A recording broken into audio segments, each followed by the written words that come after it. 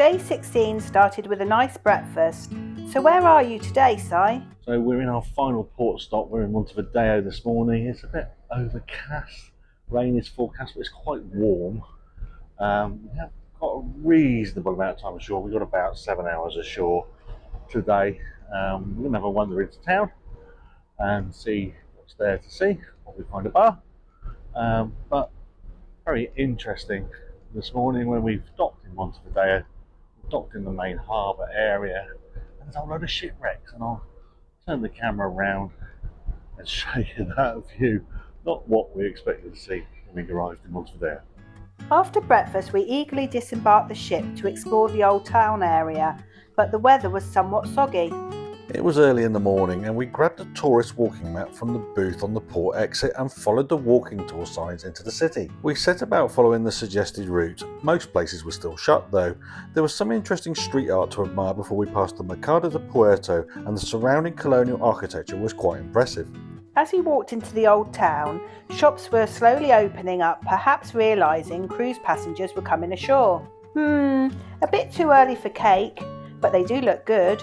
We walked further into the old town area and more street art adorned the walls of residential apartments. So how's it been so far, guys? It's about 10 o'clock, we're off the ship. We got out the port quite easily. Some helpful people with tourist maps, so like all the walking routes, so we'll try and follow that. It takes around the old town area.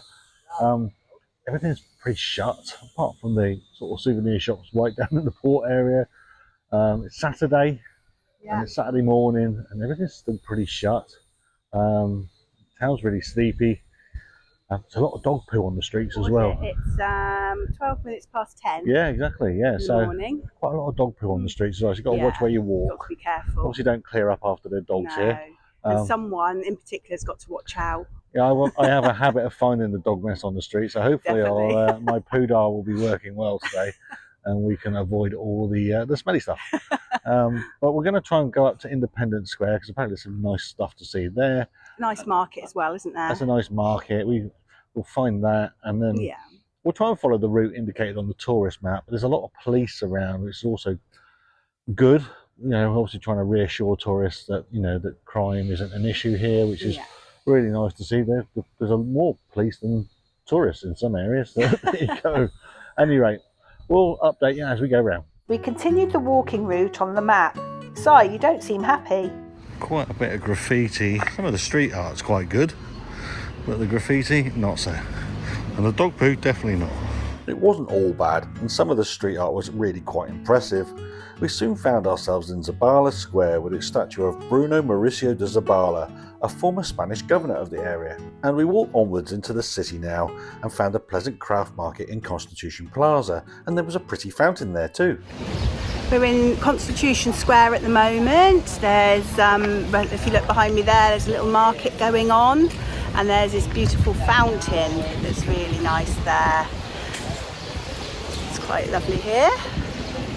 We continued and eventually arrived at the city centrepiece, Independence Square, with its key landmarks. So we're just outside Independence Square, and the gate you can see behind us is apparently one of the original city gates from when the city was built.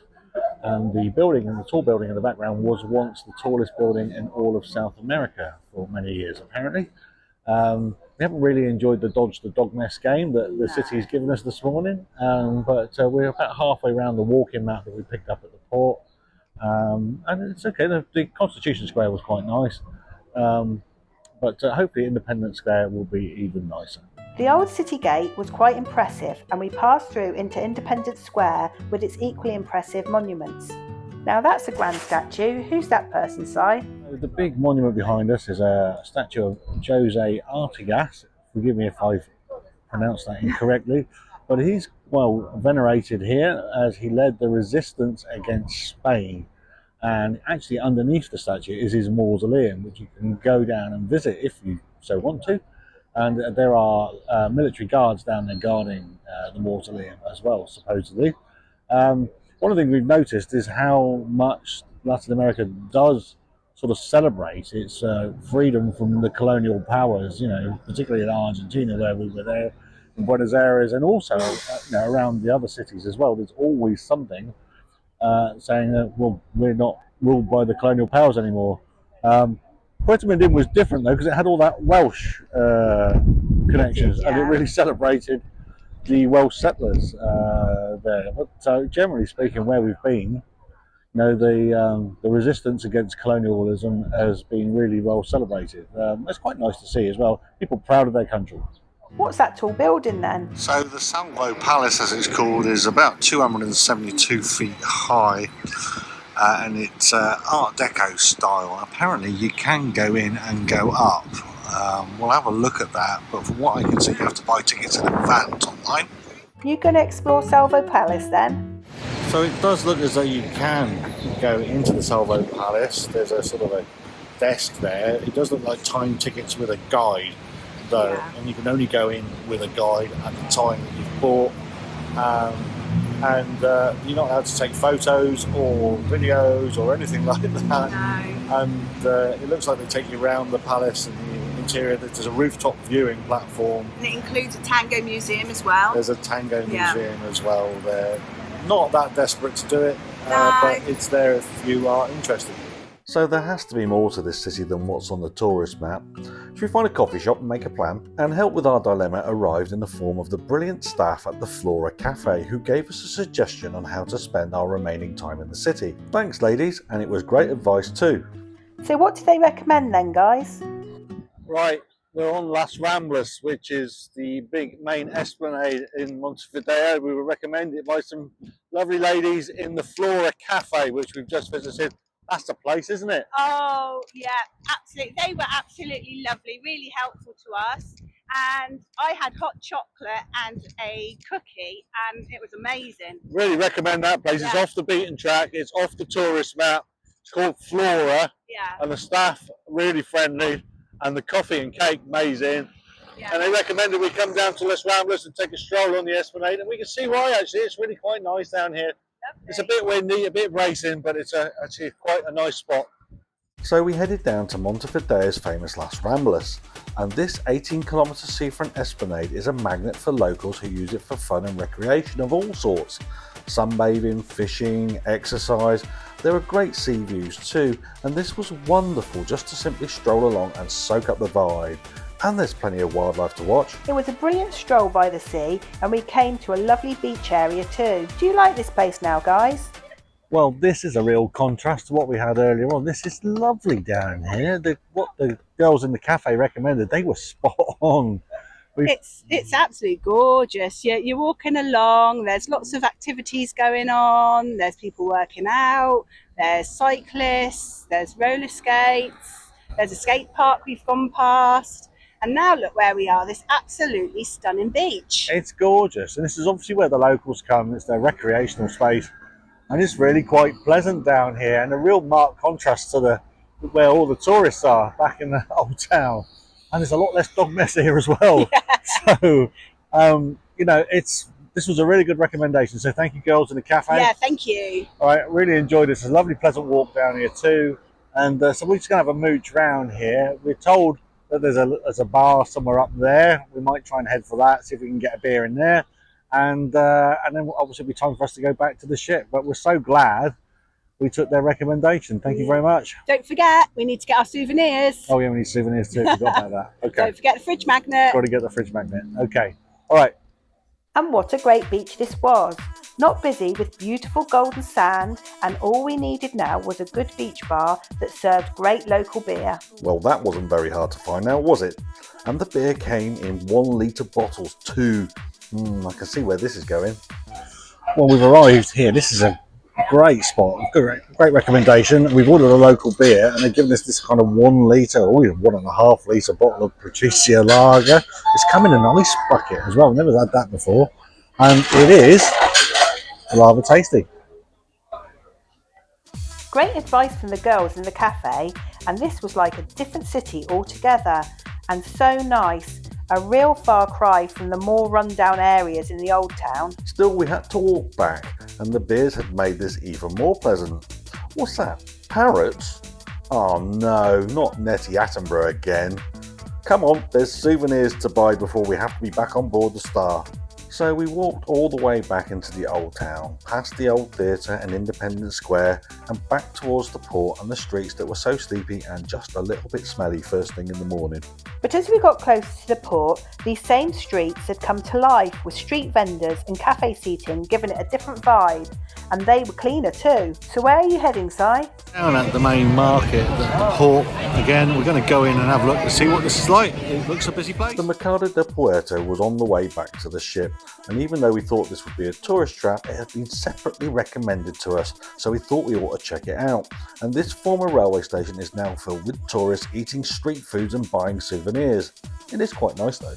That's a big sausage. Be rude not to, I suppose, and we hadn't eaten a meal since breakfast. Wow, look at that sausage, all for you, Si. Not all for me, that's a big sausage.